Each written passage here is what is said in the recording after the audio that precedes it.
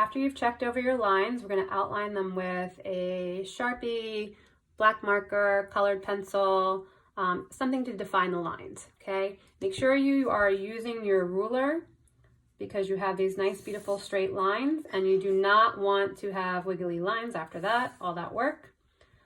You also want to make sure you hop over your star. Do not go through it. Stop, jump over it, draw your straight line, jump over it, draw your straight line. Continue doing this. Hop over your star, okay?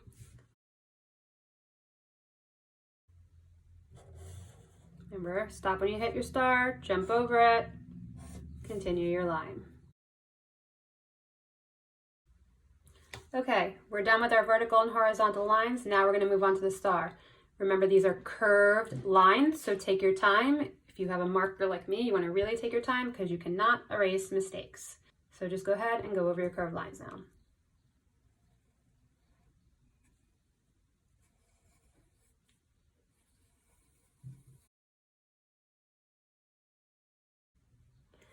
When you are done, take your eraser, go through and erase any pencil lines so you have a nice clean drawing to work with. Now we're going to add our color, and we're going to do red for the background, blue for the star. We're going to do a checkerboard, so every other space is going to be left white. You do not want to have any adjacent colors next to each other, so no red squares right on top of each other, okay? So let's plan them out. I like to put little dots where I'm going to color so I don't run into any mishaps. So every other space, put a little dot, every other one will be white. Now when I go to the next row, you can never have two reds on top of each other, okay? So I cannot have this one red.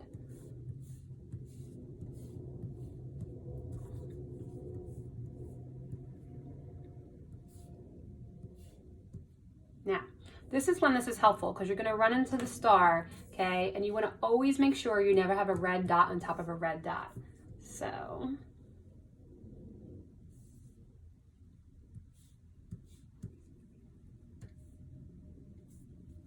here, even though I have a red here, okay? If I hop over here, I do not want a red on top of a red, so I have to leave that one white.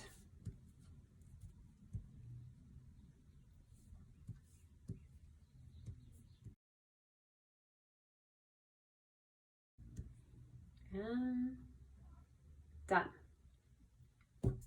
Now we're going to color them in. Best way to do this is just outline your square, use the side of the marker, go in one direction, and you have nice even lines.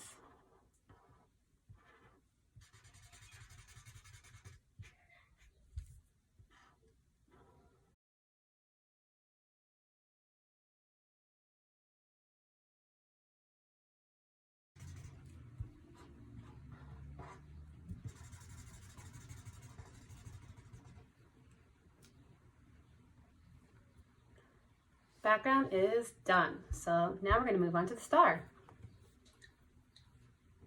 We're going to use blue for the star.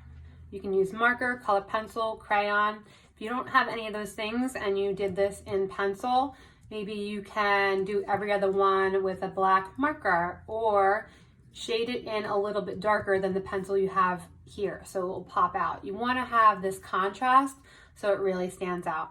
But regardless, if you're going to be doing pencil in the same shade, just make sure you continue to do the checkerboard effect, okay? You want to still have that going on. I'm going to now mark out my areas with a little dot so I don't run into any problems where you have the same color right on top of each other. You can start from your top and work your way down, but what I like to do is I like to find the biggest band and start with that and then work my way up and work my way down.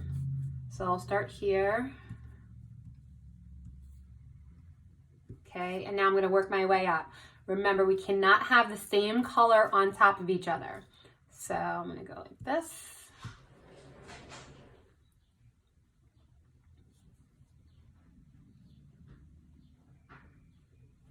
Go to my next row. Cannot have that. Now I'm going to work my way down.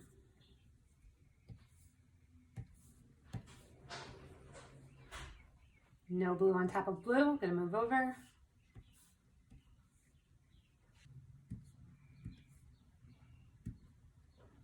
Okay, and just like I did with my background, I'm now going to color in my blue areas.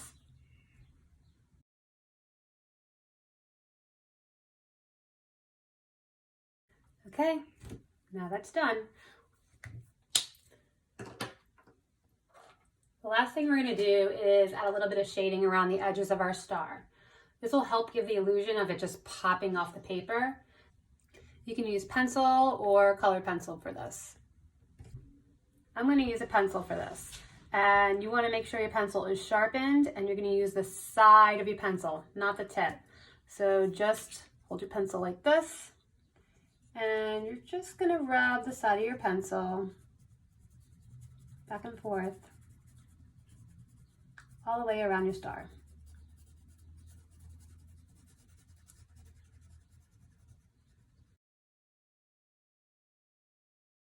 Okay, and then I'm going to take my finger and I'm going to give it a little smudge. And I'm going to smudge back and forth, just like this. Just to kind of make it not so harsh, my little pencil lines. You can go back in, and anywhere where you have the corners, make them a little bit darker in value.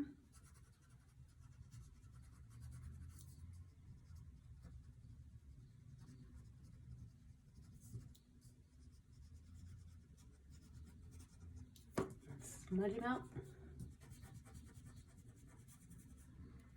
If you find that you went a little too far, just take your pencil and lighten it up a little bit. Not a big deal.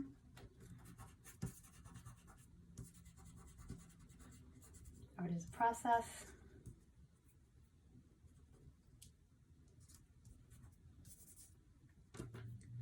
And that's it. Your optical art star is complete. Now take a picture of your work and turn it into Google Classroom.